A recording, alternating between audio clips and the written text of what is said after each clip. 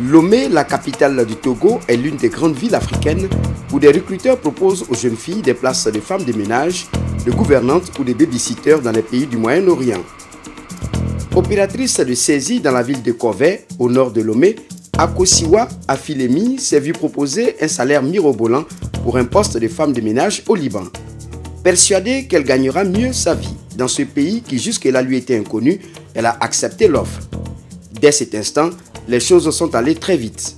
Un passeport lui est rapidement établi par les recruteurs, puis direction Beyrouth au Liban. Sans vous mentir, lorsque je suis arrivée, c'est ceux avec qui je vais travailler qui ont venu me chercher à l'aéroport. Maintenant, ils m'ont amené dans leur maison. En même temps, là, on t'enferme. Le premier signe que j'ai constaté, avant de sortir, s'il n'y a personne à la maison, on t'enferme toi seul. Mais les difficultés que j'ai eues, parce que leurs enfants, on ne les met pas au dos là-bas. Voilà. Tu vas tout le temps courir derrière l'enfant. Et là-bas, j'ai suivi un enfant de 7 ans, de 7 mois. Donc, tout le temps, je cours derrière lui. Et après, lorsque sa maman revient du boulot, c'est maintenant moi je commence mes travaux jusqu'à minuit, 23 h comme ça par là. Et déjà à 5 h, je me réveille. Là, je peux dire que là-bas, je mange au moins 2 fois là-bas par jour. Donc là-bas c'est bon, mais je ne sais pas que c'est bon. C'est là que j'ai décidé que ça ne va pas, que c'est trop fatigant, que je vais quitter.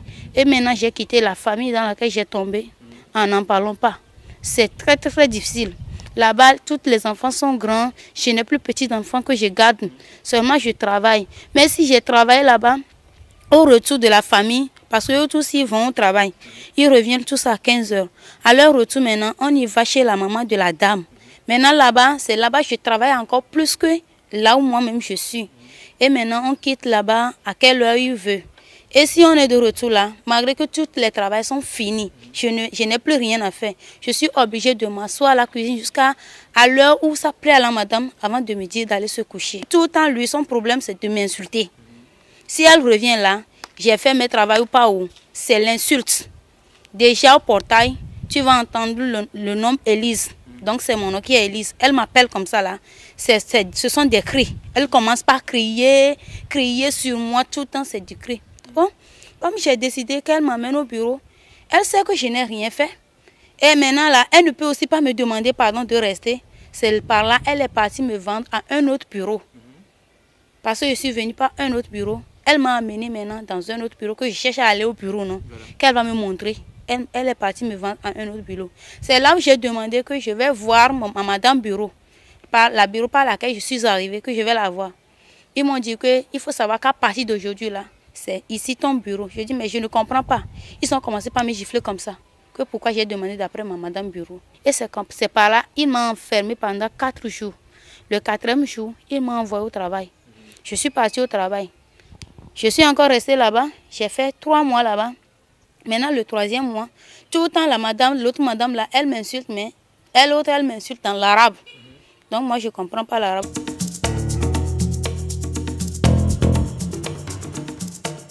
Moi, on m'a dit que si je suis allée là, donc ils vont prendre 3 mois pour leurs courses qu'ils ont fait avant que moi je suis arrivée là-bas. Maintenant, les 3 mois sont finis, ils ne m'ont pas payé. Ils ont gardé mon argent là-bas pendant 3 mois. Ils m'ont gardé 3 mois de salaire. Et maintenant, c'est lorsque j'ai commencé par me fâcher que je vais prendre mon argent, à la fin du mois, je commence par crier. Quand ils ont commencé par me payer, ils m'ont payé seulement 2 mois de salaire. Ils sont en 15 000 francs ici, mais ça n'atteint même plus. 150 $, ça n'atteint plus 75 000 francs ici. En plus des agressions physiques, certaines filles de ménage subissent des violences sexuelles, soit de la part de leur patron ou de leur chef de bureau, si jamais elles refusent de rejoindre une nouvelle famille. Même notre chef bureau, même là, moi sans mentir, le premier jour que je suis arrivée là-bas, il m'a tapé. Le 2e jour, il est venu chez moi me demander qu'il veut se coucher avec moi. Je dis à monsieur, s'il te plaît, veuillez beaucoup m'excuser, je ne suis pas venue pour ça. Et sans vous mentir, je ne peux pas dire maintenant qu'il m'a forcé ou bien il m'a tapé à cause de ça. Il m'a tapé parce que j'ai demandé d'après ma madame bureau. Et la 2e fois, j'ai acheté portable. Donc c'est pour ces 2 causes qui a fait moi, il m'a tapé. Donc, mais pour le CS, si toi-même tu le donnes, il va le faire. Après tout, il peut te taper encore. Si aujourd'hui Akosiwa peut faire ce témoignage, c'est grâce à l'action du mouvement Martin Luther King du Togo. Ayant constaté une montée du phénomène, Il facilite désormais le retour des filles qui le souhaitent. Dès que nous avons été saisis, nous avons remonté jusqu'à la filière, à ces réseaux-là clandestins qui vivent aux dépens de ces filles, parce que c'est un commerce qui est juteux où ils ramassent beaucoup de sous, ils en font un fonds de commerce.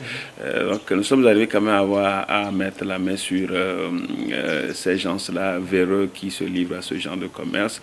Nous avons soumis la liste de ces réseaux-là aux autorités compétentes, notamment au ministère de la Sécurité, au chef de l'État. Nous avons eu quand même à discuter avec certains même de ces réseaux qui ont reconnu quand même être les meneurs de ces filières.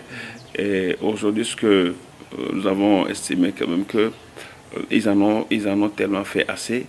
Et nous avons demandé leur implication dans le retour de certaines filles. Bon, ce qu'ils ont pu faire, mais notre attente n'est pas encore satisfaite, puisqu'il y a d'autres filles qui sont encore restées là-bas. Ce sont plus de 1500 filles domestiques togolaises qui vivent et travaillent encore dans ces secteurs au Liban.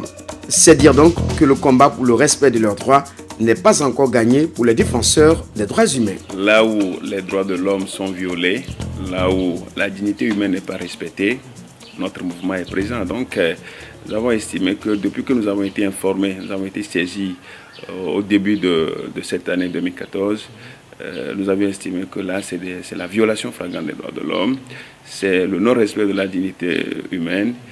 Et d'abord, c'est ce qui a motivé notre implication. Donc, c'est pour faire de telle sorte que les gens là puissent recouvrer leur liberté, leur dignité humaine. C'est ce qui est primordial pour nous, parce que leurs droits sont violés.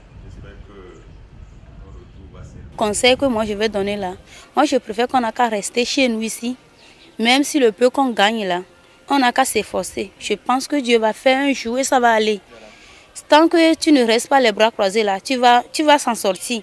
Mais dire que je vais aller au Liban, faire les domestiques du Liban là, moi je te conseille tous ceux qui se préparent maintenant pour aller.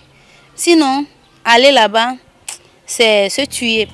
Sans vous mentir, il y a un moment où on m'a même dit que si je ne sais pas faire là, qu'ils vont me tuer comme ça et personne ne va pas me voir aussi. Parce que c'est ce qu'ils m'ont dit.